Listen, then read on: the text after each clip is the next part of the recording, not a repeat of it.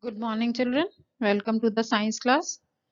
Today we are going to discuss another type of animals that are aerial and arboreal. Okay, and they are also classified according to the habitat or living place where they live.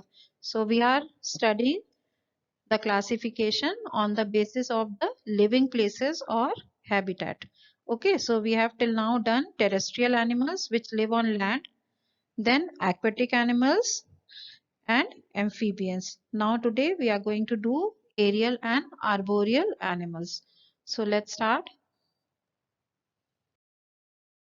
Aerial animals. By aerial name only you can make out that aerial is made with air.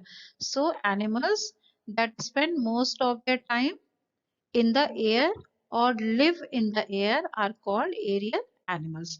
So that is understood that they must be having wings because they have to fly all the time in air. So they must be having wings. So the animals with the wings and which fly are aerial animals. Okay.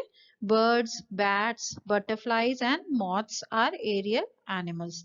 Now you can see the pictures over here. Birds flying in the air. You can see how the birds fly. Then bat also flying here. It is a mammal but it can fly. And you can see here how it is hanging from a tree and it has got wings that it opens to fly. Then butterflies, they also have got four wings and they fly in the air. You can see here a butterfly sucking nectar from the flower. And then these are moth. The difference between the moth and butterfly is that moth's body is little thicker. And some moths are beautiful, but most of them are not that attractive in color as butterflies. So moth is also flying in the air. It has also got four wings just like the butterflies.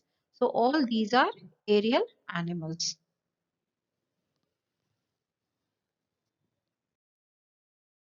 Now aerial animals have wings to fly in the air. This already we have seen. Here are some more aerial animals. Housefly, mosquito, dragonfly, all these have got wings to fly. So these are also aerial animals.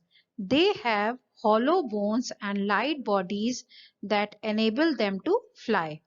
They have a streamlined body to cut through the air. Now you can see here I have given you the picture of bones of a bird. You can see how they are hollow and air is filled inside their bones to make it very light so that the birds can fly easily in the air. You can see the comparison between human bone and a bird's bone. See how the bird's bone is empty from inside and the human bone is filled with the bone marrow and all the bone matter. Inside there are a lot of blood vessels, everything inside the human bone. But bird's bone is hollow and there is air filled inside the bones in these hollow spaces that makes the bird's body very, very light. And it is also streamlined. Streamlined means it is tapering at the both the ends so that when it flies in the air, it cuts through the air easily and the air passes from the sides like this, from both sides passes and it can easily fly in the air. Okay, then most of the insects like houseflies, mosquitoes, dragonflies have wings to fly.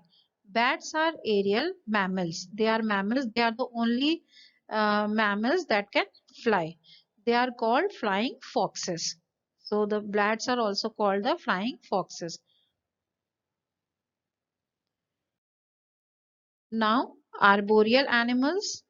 Arboreal animals are that live on or spend most of their time on trees are called arboreal animals.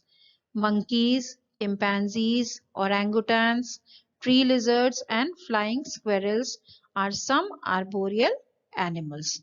Now you can see here all these spend most of their time on the trees. That is why they are called arboreal animals. Arboreal animals like monkeys, orangutans, gibbons have long hands and legs. You can see here how long their hands are and their legs are also very long. When they stand straight, they are quite tall. The digits bear nails. Digits means fingers. Their fingers have nails also. These features help them to climb and hold trees easily. So they have to climb from one tree to another. So they have got nails also to climb the trees. Monkeys and chameleons have tails which help them to swing from the branches of trees. Just like this tree lizard is having a tail, in the same way, chameleon is also the same like a tree lizard. It has got tail to swing from the branches. All these are arboreal animals. Gibbons and orangutans are apes. They are called apes. They do not have a tail. Gibbons and orangutans do not have tail, so they climb and swing with the help of their hands. And monkeys have a tail, you can see, so they swing from the branches with the help of their tail. And chameleons also have a tail, lizards also have a tail, so they can curve their tail, curl around the branch and hang. So these are all arboreal animals. Now, there is one amazing fact also given in your books.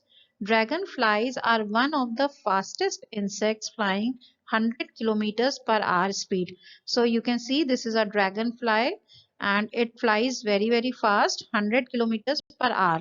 That means in 1 hour it can travel the distance of 100 kilometers.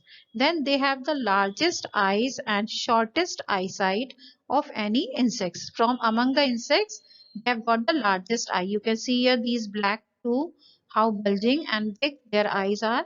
And their shortest eyesight means they can't see very far.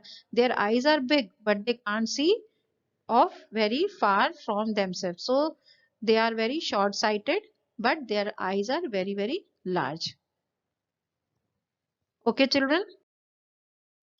This is conceptual canvas. This is also given on page number 88, and you have to do this exercise in your book only and learn it, or you can write in your rough copy and learn. I will read it out for you. Question number 1. What helps a fish to breathe in water?